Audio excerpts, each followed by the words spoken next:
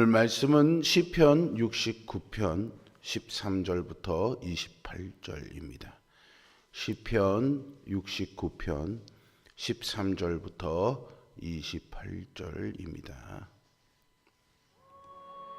여호와여, 나를 반기시는 때 내가 주께 기도하오니 하나님이여, 많은 인자와 구원의 진리로 내게 응답하소서. 나를 수렁에서 건지사 빠지지 말게 하시고 나를 미워하는 자에게서와 깊은 물에서 건지소서. 큰 물이 나를 휩쓸거나 깊음이 나를 삼키지 못하게 하시며 웅덩이가 내 위에 덮쳐 그것에 입을 닫지 못하게 하소서. 여호와여, 주의 인자하심이 선하시오니 내게 응답하시며 주의 많은 긍휼에 따라 내게로 돌이키소서. 주의 얼굴을 주의 종에게서 숨기지 마소서. 내가 환난 중에 있사오니 속히 내게 응답하소서. 내 영혼에게 가까이 하사 구원하시며 내 원수로 말미암아 나를 속량하소서. 주께서 나의 비방과 수치와 능력을 아시나이다. 나의 대적자들이 다 주님 앞에 있나이다. 비방이 나의 마음을 상하게 하여 근심이 충만하니 불쌍히 여길 자를 바라나 없고 긍휼히 여길 자를 바라나 찾지 못하였나이다. 그들이 쓸개를 나의 음식물로 주며 목마를 때에는 초를 마시게 하였사오니 그들의 밥상이 올무가 되게 하시며 그들의 평안이 덫이 되게 하소서. 그들의 눈이 어두워 보지 못하게 하시며 그들의 허리가 항상 떨리게 하소서. 주의 분노를 그들의 위에 부으시며 주의 맹렬하신 노가 그들에게 미치게 하소서. 그들의 거처가 황폐하게 하시며 그들의 장막에 사는 자가 없게 하소서. 무릇 그들이 주께서 치신 자를 핍박하며 주께서 상하게 하신 자의 슬픔을 말하였사오니 그들의 죄악에 죄악을 더하사 주의 공의에 들어오지 못하게 하소서. 그들을 생명책에서 지우사 의인들과 함께 기록되지 말게 하소서. 아멘. 전능하시고 자비로우신 하나님은 우리의 영혼의 치료자이시기도 합니다. 우리가 그 하나님 앞에 치료받는 시간은 기도하는 시간입니다. 다윗은 영혼의 치료자이신 하나님 앞에 솔직하게 감정을 쏟아놓으며 기도합니다. 하나님이 기도에 응답해 주실 것을 절박하게 간구하죠. 원수들로 인해서 고통받는 마음도 숨김없이 고백합니다. 이유 없는 비난과 배척에 고뇌하던 다윗은 이제 깊은 수렁에 빠진 것과 같은 자신을 주의 인자와 긍휼을 따라 건져달라고 비방에서 구해달라고 외칩니다. 그리고 대적들을 벌해달라고 하나님께 빌지요.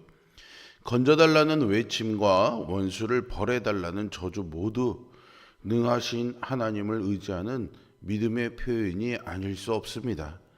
건지시는 이도 하나님이시고 벌하시는 이도 하나님이시죠. 하나님의 백성은 이러한 기도의 중요성을 잘 알고 있습니다. 하지만 감당하기 어려운 시련 속에서 기도가 절실함에도 불구하고 우리는 무엇을 어떻게 기도해야 할지조차도 모른 채 힘들어할 때가 많습니다. 오늘 본문은 그런 어려움을 호소하는 우리에게 시련 속에서 우리가 기도해야 할 내용을 가르쳐 줍니다. 성도는 고난 속에서 어떤 기도를 드려야 하는 것일까요? 시의 전반부에서 큰 물과 깊은 수렁에 빠진 것 같은 곤고함을 호소했던 다윗은 이제 그 수렁에서 자신을 건져달라고 여호와께 소리 높여 의뢰합니다. 이때 다윗이 의지하는 것은 하나님의 많은 인자와 구원의 진리였습니다. 그는 하나님의 성품과 뜻에 의지했습니다.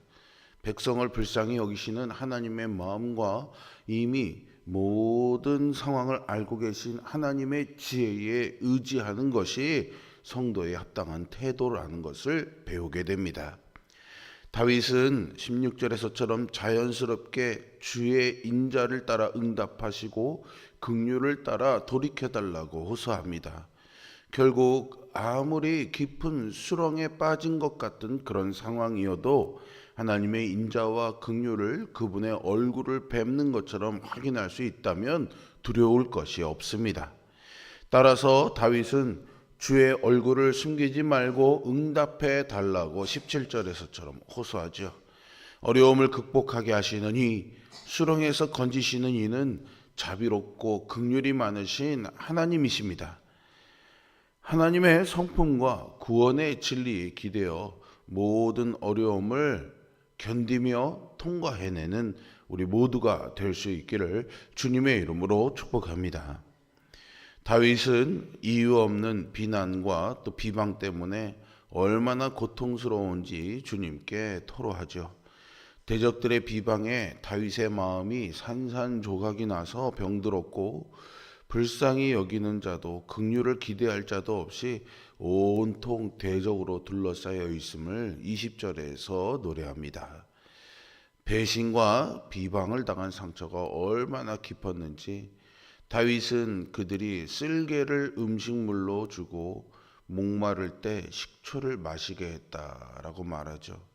모두 겉으로는 위로하는 척하지만 그 내용은 실상은 조롱과 모욕이었던 것입니다. 이 예언적 호소는요, 이후에 예수님께서 십자가에 달리실 때에 그대로 이루어졌습니다. 믿음을 따라 사는 사람은 세상에서 고통받습니다.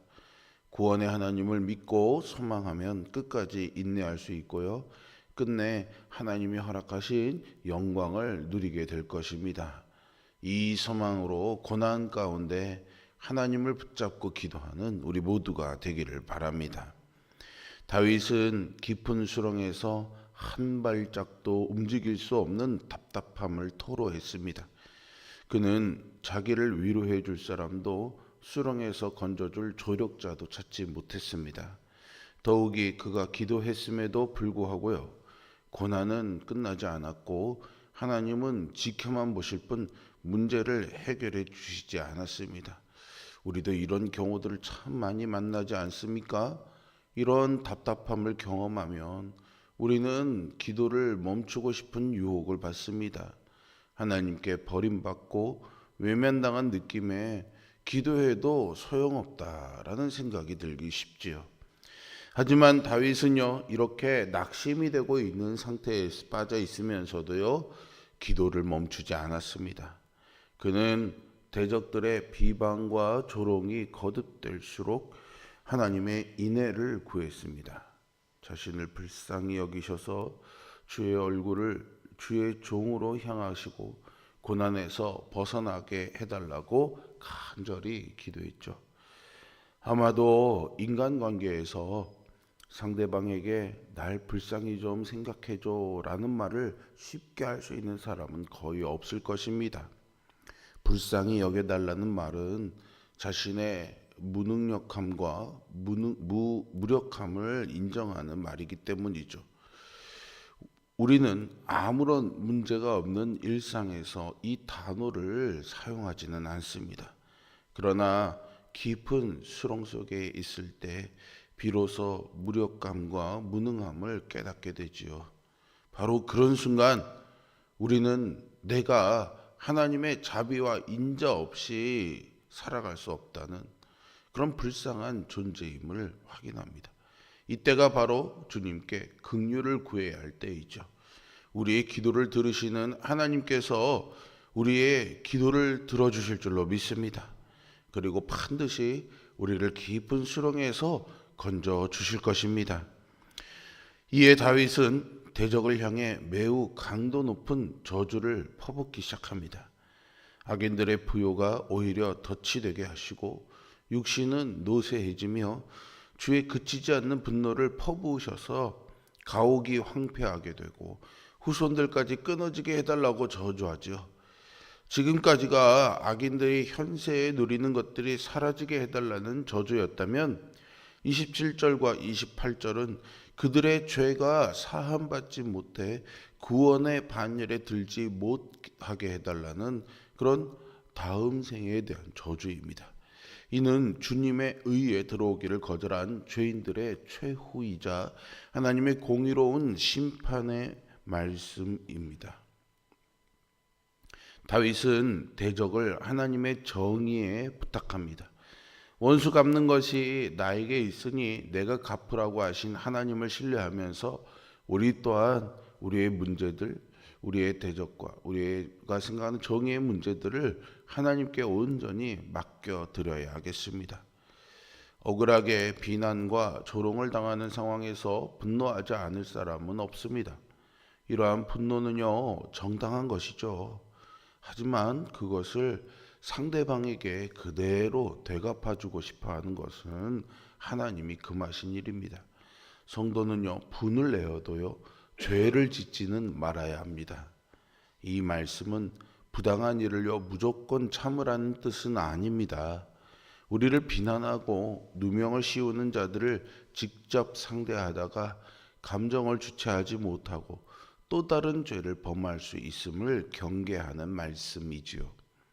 그렇다면 우리는 이 분노와 억울함을 도대체 어떻게 처리해야 하는 것일까요?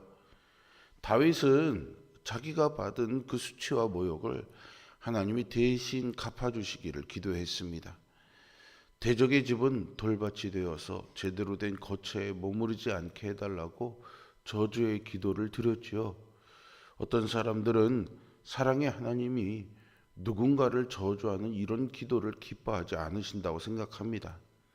하지만 하나님 마음에 아파한 사람 다윗은요, 여러 편의 이러한 저주시를 남겼습니다. 그는 왕이 된 이후에 그를 반대하는 자들을 처리할 기회가 있었음에도 권력을 남용하지 않았습니다. 대신 사람의 행위를 가장 공정하게 판단하실 하나님께 의탁했습니다. 전도서는 하나님이 사람의 행위, 특히 은밀히 행한 일까지 낱낱이 다 살피시면서 선악간에 심판하신다 말씀하고 있습니다. 그러므로 분노와 억울함을 다 알고 갚으시는 그 하나님께 마음을 쏟고 기도해야 하겠습니다. 하나님이 가장 공정하게 판결하여 심판해 주실 것입니다. 우리는 고난의 때에 기도해야 합니다. 시련은 우리의 연약함을 보게 하고요, 하나님의 긍휼이 절실히 필요하다는 것을 깨닫게 해줍니다. 고난 앞에서 기도할 마음이 일어난다면 우리를 기도로 이끄시는 성령님께 즉각적으로 순종해 무릎을 꿇으시기 바랍니다. 하나님이 당신의 긍휼함과 보응하심으로 우리를 구하시고 우리의 기도에 속히 응답해 주실 것입니다. 자신에게는 수렁에서 빠져나올 힘과 능력이 전혀 없다는 것을 인정하면서 다윗은 하나님께 의뢰했습니다. 그는 동일한 믿음과 태도로 원수 갚는 일도 자기의 능력을 넘어서는 하나님의 권리임을 인정하며 하나님께 맡겼습니다. 건지시는 이도 벌하시는 이도 하나님이심을 믿을 때 우리의 삶은 오히려 아주 단순해질 수 있습니다. 능하신 주님께 우리의 고난과 이 복세의 문제들 모두를 맡겨드리시길 바랍니다. 기도에는 기도자의 간절함과 담대함이 들어 있습니다. 그래야 담대하게 기도할 수 있고 응답을 경험할 수가 있지요. 우리는 솔직한 모습으로 하나님 앞에 나아가 기도해야 합니다. 원수 갚는 일도 하나님께 맡겨야 합니다. 그러면 하나님이 도우시고 우리의 기도를 반드시 들어주실 줄로 믿습니다. 중요한 것은 하나님께 모든 것을 의탁하는 것입니다. 그 하나님께 의탁하는 기도로 오늘도 여러분들의 삶이 하나님의 손에 굳게 붙들려 있는 믿음의 삶이 되기를 주님의 이름으로 축복합니다. 기도하겠습니다. 거룩하시고 살아계신 아버지 하나님, 오늘도 나의 삶을 하나님의 손에 맡깁니다. 우리의 마음에 당연한 분노와 당연한 억울함이 있어도 하나님께 맡기게 하여 주시옵소서. 고난의 문제와 어려움의 문제 앞에서 얼마나 우리가 무기력한 존재인지를 깨달으나 구원하시는 하나님이 있음을 기억하며 하나님이 나를 수렁에서 건져주시기를 구하는 기도에 응답해 주시는 자비의 하나님, 전능하신 하나님의 손길을 경험하는 복된 인생이 되게 하여 주시옵소서. 성령님, 우리의 입술에 이러한 마음으로 다윗과 같이 간절한 간구의 기도가 있게 하여 주시옵소서. 나를 내려놓고 하나님께 온전히 맡기는, 나의 정의를 내려놓고 하나님의 정의와 하나님의 은총을 기억하며 간구하고 아뢰는 기도가 오늘도 우리의 입술에 있게 하여 주시옵소서. 그래서 어떤 상황과 어떤 형편 속에서도 하나님이 나와 함께 하시며 믿는 자의 삶이 얼마나 은총의 삶인지를 깨닫게 되고 경험하게 되는 복된 하루가 될 수 있도록 우리를 인도하여 주시옵소서. 다니엘 기도회를 진행하고 있습니다.